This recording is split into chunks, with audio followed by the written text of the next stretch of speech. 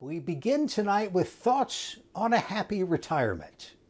Joining us now for the AARP Consumer Alert is Karen Morgan, a member of the Executive Council of AARP Maryland. Karen, it's great to see you again. We're here to talk about life after retirement with the headline that it is not just about the money. How do you think about that? Because frankly, for a lot of people, money and concerns about money are a big factor in retirement. Yes, absolutely. And so great to see you too again, Jeff. And yes, money is a huge factor, but from our standpoint, we get plenty of information about what to do with financial retirement planning, what to do with your 401k, how not to time the stock market, all of that sort of thing.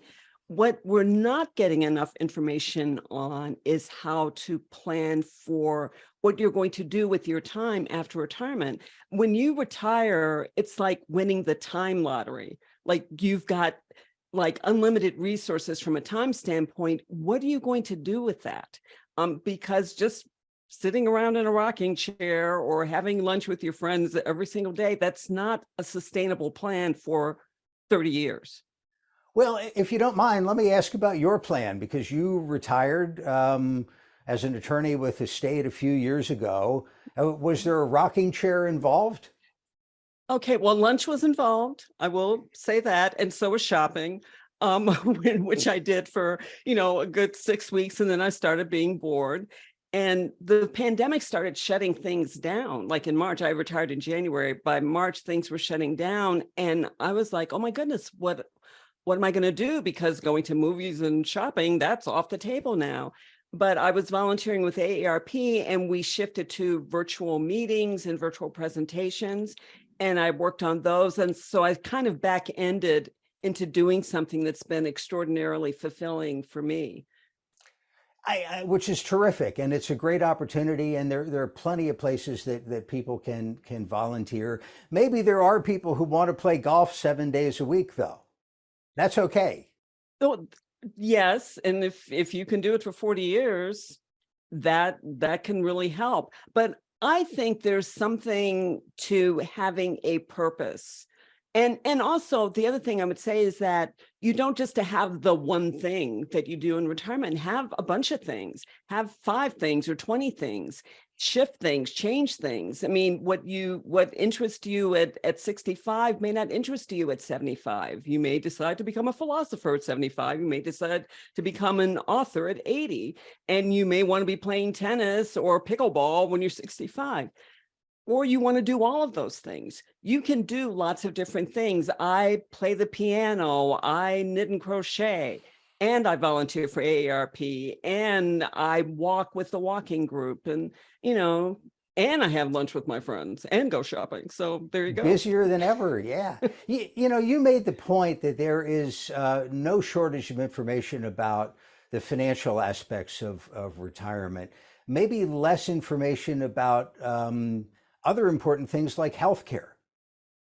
Yes. And for me, health, and I think for all of us, health, as far as we're concerned, is the only true source of wealth.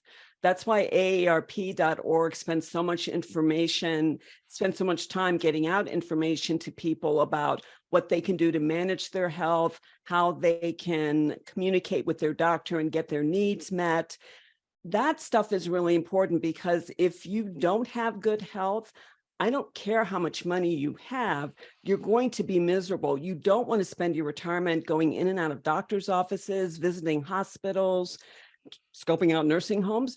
Who wants it? No, retirement is to have fun and to be of interest and to do the things you couldn't do when you had a career that took up this huge block of time. But you have to be healthy to really make the most of that.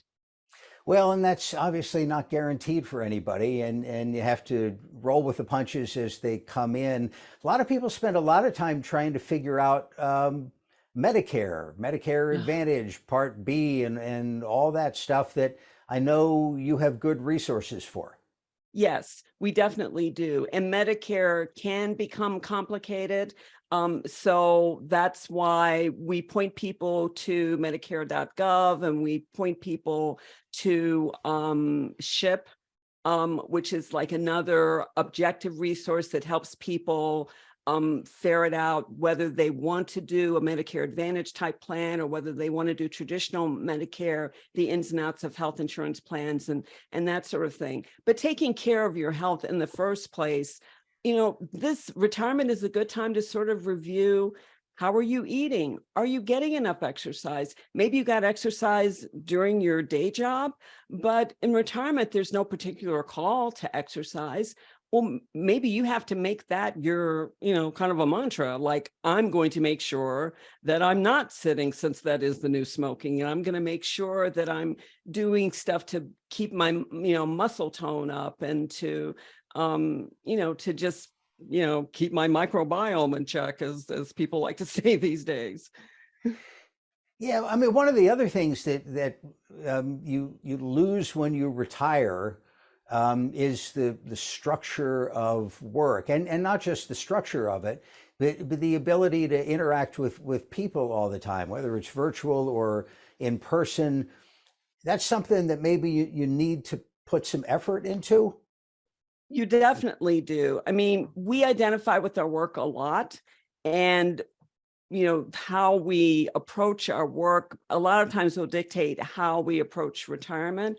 But social isolation is a huge issue, which is again why AARP focuses resources again on activities that can happen. We have aarp.org, and you can search for local events.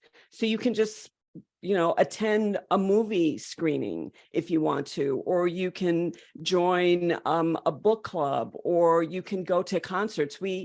In Prince George's County, we have the Fairwood Concert in the Park series. I'm at a table along with other volunteers for AARP, and we pass out literature, but anybody can come and just listen to great music. So that's a lot of fun. I'm thinking about the great senior centers around the state. I'm sure every county has at least one. Yes. And when I was a young person, I'm sure that I walked by thinking that I would never walk in the door of one of those places. And maybe it's, walking in the door there, like signing up for Social Security or Medicare, is an admission that we're getting older. But if you don't walk in the door, you can't be exposed to any of these opportunities. Exactly. And as far as I'm concerned, here's something I'm always saying: nobody leaves this world younger than when they came in. We're all getting older. We have to get older to live. So let's just stop demonizing getting older. When you get older, that means you're alive and that you have another opportunity for growth and to do well. And senior centers, they're pretty cool. There are so many great things going on in senior centers, not just pickleball, but lectures on different topics, literature or math or physics, and there are activities that people can do, and they can get together, and you can meet new people that way. Prince George's County, where I live, has a number of senior centers, and there's even something called an Eagle Pass. I went on a cruise. I went on like a cruise on the Anacostia, and the discussion was the War of 1812. And so I learned about the War of 1812 and what the Battle of Bladensburg, what that meant as far as the war was concerned. It was really interesting. But with my Eagle Pass, it was free. What do you hear from your friends who have retired? Did anybody have particularly good advice as you were heading into retirement? Or is there a diversity of how people have approached it? Maybe somebody did the traditional rent the RV thing. Somebody did something else. What did your friends experience? Well, Jeff, I'm sorry to tell you, but I think I'm the oldest of my friends. I used to be the youngest of all my friends, and I'm the oldest of all my friends. So none of my friends have retired. Well, that itself will keep you young.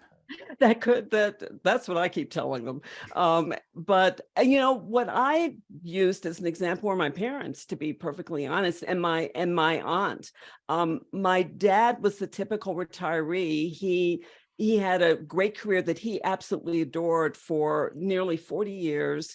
And when he retired, he didn't want to do anything work related. And for a while, he bowled and did a lot of walking, but then his health kept him from doing that. And he started becoming depressed and just, he just declined. My mother, on the other hand, she retired in her 50s. And she went to check with her financial planner about their retirement portfolio and came back with a job.